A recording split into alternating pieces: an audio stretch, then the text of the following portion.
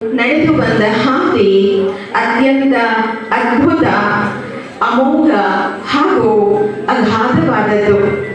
ಆ ಕಥೆ ಕೇಳಿದರೆ ಇಂದು ನಮಗೆಲ್ಲ ರೋಮಾಂಚನವಾಗದೇ ಇರದು.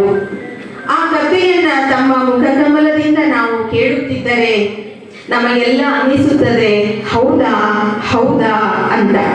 ಅಂತಹ ದುರ್ಗಮ ಮಾರ್ಗದಲ್ಲಿ ತಾವು ನಡೆದು ಝೀರೋ ಇದ್ದ ಮೈಸೂರಿಗೆ ತಾವು ಬಂದು ಇಂದು ನೂರಾರು ಈಶ್ವರ್ಯ ಕೇಂದ್ರಗಳನ್ನು, ಸ್ವಂತ ಕಟ್ಟಡಗಳನ್ನು, ಜಮೀನುಗಳನ್ನು ಮಾಡಿ ಭಗವಾನ್ ತಂದೆಗೆ ಸುಗಂಧ ಭರಿತ ಹೂಗಳ ತೋಟವನ್ನೇ ಅರ್ಪಣೆ ಮಾಡಿದ ವೀರ ಯೋಗಿನಿ ತಾವು.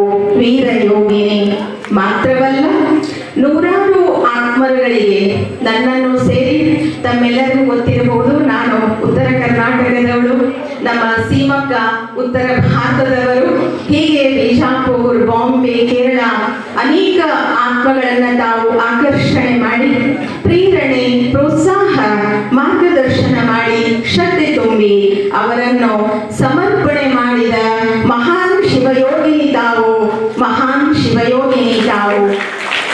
ತಮ್ಮ ಜೀವನವನ್ನು ನೋಡಿದಾಗ ಅದೊಂದು ಅಗಾಧವಾದ ಅದ್ಭುತ ಸದ್ಗ್ರಂಥ. ಅದರ ಪ್ರತಿ ಪುಟಗಳನ್ನು ತಿರುವಿ ಹಾಕಿದಾಗಲೂ ನಮಗೆ ಸಿಗುವುದು ಒಂದು ಅಪರೂಪದ ಕತೆ, ಕಲಿಕೆ ಮತ್ತು ಜೀವನದ ಪಾಠ. ಒಟ್ಟಾರೆ ಹೇಳುವುದಾದರೆ ತಮ್ಮ ಸುಂದರ ವ್ಯಕ್ತಿತ್ವವು ಜನಜನಿತವಾದದ್ದು, ಜಗಜ್ಜಾಹೀರವಾದದ್ದು. ಹೇಗೆಂದರೆ ಲಕ್ಷ್ಮೀ ಬೆಹೆನ್ಜಿ ಅಂದರೆ ಸುತ್ತಿಲ್ಲದ ಅದಕ್ ಸೇವೆ, ಬೆಹೆನ್ಜಿ ಅಂದರೆ ವಿಶೇಷ ಪಾಲನೆ, ಬೆಹೆನ್ಜಿ ಅಂದರೆ ಓಯಾಸಿಸ್ನಂತಹ ಚೆಲ್ಲುತ್ತಿರುವ ಜೀವನೋತ್ಸಾಹದ ಉತ್ಸಾಹದ ಚಿಲುಮೆ. ಬೆಹೆನ್ಜಿ ಎಂದರೆ ಧೀಮಂತ ಶಕ್ತಿ, ಸದೃಢತೆ, ಬೇಹದ್ದಿನ ವಿಶಾಲತೆ, ದೃಢ, ಅಚಲ, ಅಖಂಡ ಹಾಗೂ ಪರಿಪೂರ್ಣ ನಿಶ್ಚಯ ತಮ್ಮದು. ಆತ್ಮಬಲ, ತೀಕ್ಷ್ಣಮತಿ, ಎದೆಗುಂದದ ಧೈರ್ಯ ತಮ್ಮದು. ಸನ್ಮಾನ, ಸತ್ಕಾರ, ಶೃಂಗಾರ, ಗಿಫ್ಟ್ ಕೊಡುವುದು, ಬ್ರಹ್ಮಭೋಜನವನ್ನ ತಿನ್ನಿಸಿ ಪ್ರತಿಯೊಬ್ಬರನ್ನ ತೃಪ್ತಿಪಡಿಸುವುದು ಎಂದರೆ ಬೆಹೆನ್ಜಿ.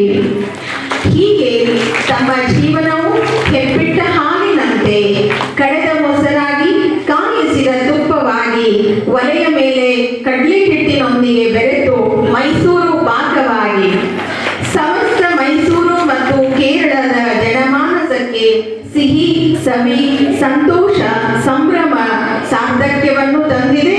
ಅಂತಹ ಸಾಧನೆ, ಸೇವೆ, ತಪಗೈದ ಮಹಾನ್ ಯೋಗಿಗೆ, ಉಸಿರಾಡುವ ಮೈಸೂರಿನ ಮಲ್ಲಿಗೆ, ನಡೆದಾಡುವ ಅಲೌಕಿಕ ನಕ್ಷತ್ರ, ಈಶ ಮುಡಿಯ ಮುಗುಟ ಸಮಾನವಾಗಿರುವ ತಮಗೆ ಇನ್ನೊಮ್ಮೆ ಮನದಾಳದ 100 ಕೋಟಿ ಅಭಿನಂದನೆಗಳು, ಶುಭಾಶಯಗಳು, ಶುಭಾಶಯಗಳು. ಆ ಭಗವಂತನು ತಮಗೆ ಇನ್ನೂ ಹೆಚ್ಚು ಆರೋಗ್ಯವನ್ನು ಕೊಟ್ಟು ನಮ್ಮ ಎಲ್ಲ ಸ್ಥಳೀಯ ಸೇವಾ ಕೇಂದ್ರಗಳನ್ನು ಕೂಡ ಸ್ವಂತ ಕಟ್ಟಡ ಮಾಡಿ ಈಶ್ವರ್ಯ ಸೇವೆಗೆ ಲೋಕಾರ್ಪಣೆ ಮಾಡುವ ನಿಮ್ಮ ನಿಸ್ವಾರ್ಥ ಸೇವೆಯ ಕನಸು ಸಾಕಾರಗೊಳ್ಳಲಿ ಎಂದು ನಾನು ಮತ್ತೊಮ್ಮೆ ಪ್ರಾರ್ಥಿಸುತ್ತೇನೆ. ಇನ್ನೊಮ್ಮೆ, ಮತ್ತೊಮ್ಮೆ, ಮಗನೊಮ್ಮೆ ತಮಗೆ ಹಾರ್ದಿಕ ಹುಟ್ಟುಹಬ್ಬದ ಅಮೃತ ಮಹೋತ್ಸವದ ಶುಭಾಶಯಗಳು, ಶುಭಾಶಯಗಳು, ಶುಭಾಶಯಗಳು. ಧನ್ಯವಾದಗಳು. Thank you.